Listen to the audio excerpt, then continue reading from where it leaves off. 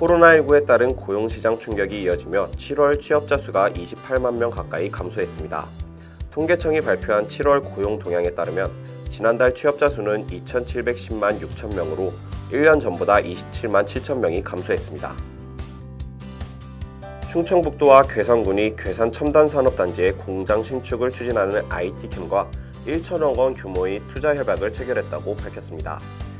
지난해 중소벤처기업부로부터 소재 부품 장비 강소기업 100 프로젝트에 선정된 IT캠은 늘어나는 제품 수요에 선제적으로 대응하고자 생산 용량 확대를 결정했다고 설명했습니다.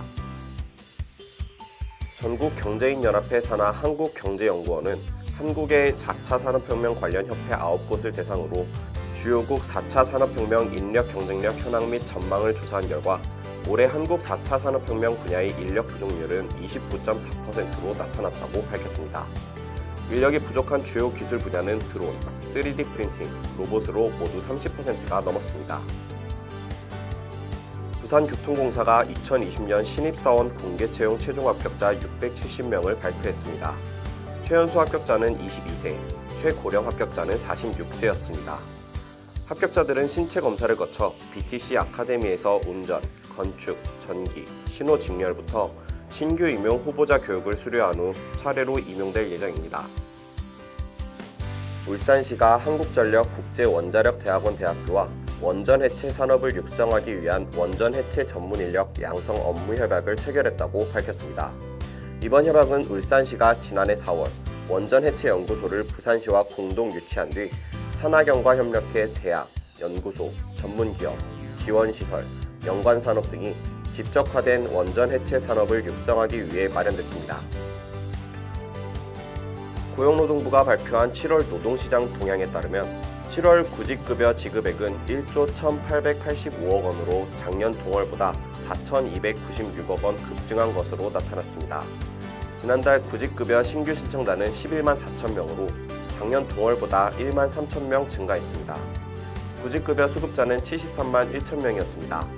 구직급여 지급액의 가파른 증가세는 실업자 증가뿐 아니라 작년 10월부터 적용된 구직급여 지급액 인상과 지급기간 확대 등 제도 개선에 따른 것이라고 노동부는 설명했습니다. 정부가 코로나19 사태로 고용 급감이 우려돼 특별 고용지원 업종으로 지정한 업종에 대한 고용유지지원금 지급 기간을 60일에서 180일 연장하는 방안을 추진한다고 밝혔습니다. 이재갑 고용노동부 장관은 특별 고용지원 업종 기업 중 상당수는 코로나19 위기가 시작된 3월부터 휴업휴직 조치가 계속됨에 따라 일부 기업은 9월이면 고용유지지원금 지원 기간이 만료돼 고용유지를 위한 추가적인 지원 조치가 시급한 상황이라고 설명했습니다. 대전시는 신종 코로나 바이러스 감염증 상황에서도 고용을 유지하고 있는 소상공인에게 업체당 직원 1명의 사회보험료를 지원한다고 밝혔습니다. 지원 금액은 3개월치 50만 원으로 시는 100억 원을 투입해 2만여 소상공인을 지원할 계획입니다. 울산시와 울산테크노파크가 울산테크노 일반산업단지의 수소산업 기업을 지원하는 기반을 구축합니다. 울산테크노파크는 울산이 산업통상자원부의 스마트 특성화 기반 구축 사업에 선정됨에 따라 테크노 일반산업단지를 중심으로 수소산업 기업 지원을 위한 혁신 클러스터를 구축하기로 한다고 밝혔습니다. 이에 따라 사업비 약 70억 원이 투입될 예정입니다. 과학기술정보통신부가 교육부, 국방부, 행정안전부 등 관계부처 합동으로 열린 대통령 직속 4차 산업혁명회의 제17차 전체회의에서 전국민 AI 소프트웨어 교육 확산 방안을 발표했습니다. 정부는 학생, 재직자 등 개인별 수준에 맞는 교육 콘텐츠를 제공할 수 있는 온라인 AI 교육 플랫폼을 구축하고 교육용으로 가공할 수 있는 공공, 산업 데이터를 활용해 플랫폼에서 AI를 실습하거나 누구나 자유롭게 플랫폼에 교육 콘텐츠를 올릴 수 있도록 할 계획이라고 전했습니다. 전라북도가 신종 코로나 바이러스 감염증에 따른 고용 충격을 줄이기 위해 취업 취약계층에 공공 일자리를 제공하는 전북형 희망 일자리 사업을 추진한다고 밝혔습니다. 희망 일자리 사업은 453억 원을 투입해 생활방역, 환경정비, 재해예방, 긴급 공공 업무 지원, 지역 맞춤형 특화 일자리 등 10개 유형의 일자리를 제공합니다. 이에 따라 1만 667명의 도민이 2개월에서 5개월간 일자리를 얻는다고 전북도는 전했습니다. 국가과학기술연구회가 과학기술 분야 정부 출연 연구기관에서 수행하는 2020년 하반기 신기술 분야 연구실무인재 역량 강화 직무훈련생 200여 명을 오는 9월 2일까지 모집한다고 밝혔습니다. 광주시가 재난안전 분야 전문인력 양성교육기관 지원사업 공모를 거쳐 전남대와 호남대를 대상으로 선정했다고 전했습니다. 시는 이들 대학의 장학금, 교육훈련, 기자재, 시설, 연구 프로그램 개발 비용 등을 지원할 예정입니다. 완주군은 청년 실업률 증가와 장기간 취업 준비에 따른 청년들의 경제적 부담을 덜어주기 위해 정장 대여 운영업체와 협약을 체결해 정장을 빌려준다고 밝혔습니다.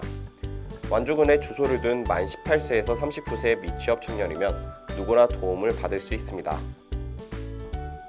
중소벤처기업진흥공단은 디지털 청년 일자리 사업과 연계한 디지털 인프라 구축단을 구성하고 전국 7개 교육장에서 동시에 발대식을 열었다고 밝혔습니다. 구축단은 정책금융 혁신허브 플랫폼 구축을 위한 기업 데이터베이스 고도화, 수출 상품 콘텐츠 확충, 연수 인력 DB 구축, 챗봇 서비스 개선 등을 추진할 방침입니다. 중소벤처기업진흥공단은 중소벤처기업부와 함께 청년 구직자를 신규 채용하는 중소기업을 지원하는 청년 디지털 일자리 사업을 시행한다고 밝혔습니다. 중소벤처기업진흥공단은 소프트웨어 테스트 및 검수 분야와 중소기업 디지털화 촉진 분야에서 각각 1,000명씩 지원합니다. 은행연합회, 금융투자협회, 생명보험협회, 손해보험협회, 여신금융협회, 저축은행중앙회, 금융공기업 등 금융권 53개사는 26일에서 28일까지 온라인 금융권 공동채용 박람회를 열었다고 밝혔습니다. 올해로 4번째인 금융권 공동채용 박람회는 비대면 채용 트렌드에 맞춰 구직자들에게 인공지능 역량검사, 영상 면접 등의 체험 기회를 비대면으로 제공했습니다. 전라북도가 재활용 폐기물의 올바른 배출과 일자리 창출을 위해 공동주택 및 재활용 선별장을 관리할 자원관리 도우미 467명을 모집한다고 밝혔습니다. 자원관리 도우미는 정부 지침에 따라 공동주택단지의 배치, 올바른 분리배출 지원과 홍보 등을 맡습니다. 전북도는 467명을 채용해 지역 공동주택 및 재활용 선별장에 배치할 계획입니다. LG전자가 디자인 경영센터 신입사원 채용에 나섭니다. 신입사원 전기 공채를 폐지하고 상시 채용으로 전환한 뒤 두 번째로 진행하는 채용으로 이번에 온라인 인턴십을 도입했습니다. LG전자는 채용 유튜브 채널을 통해 디자인센터 신입사원을 채용한다고 밝혔습니다. 잡코리아가 국내 기업 인사 담당자 315명을 대상으로 하반기 채용시장 전망에 대해 설문조사한 결과 전체 응답자 중 43.8%가 침체될 것이라고 답했습니다. 상반기와 비슷할 것이라고 응답한 사람은 36.8%, 회복될 것이라고 응답한 사람은 19.4%로 나타났습니다. 이와 함께 기업별로도 차이가 나타났습니다. 대기업 인사 담당자들은 41.5%가 상반기에 비해 회복될 것이라고 응답했지만 중견, 중소기업 인사 담당자들은 침체될 것이라고 예상했습니다.